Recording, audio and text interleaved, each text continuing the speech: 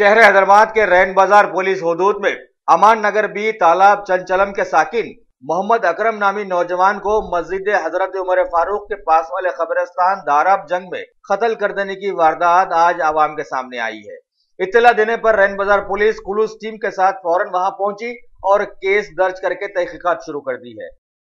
सुबह एक कंप्लेंट आया है कि रैन बाजार पीएस लिमिट्स में याकुतपुर में मौला के छिले के आगे जो कब्रिस्तान है मस्जिद फारूकी के कंपाउंड में है, उसमें एक dead body male dead body है 24 ईयर्स की।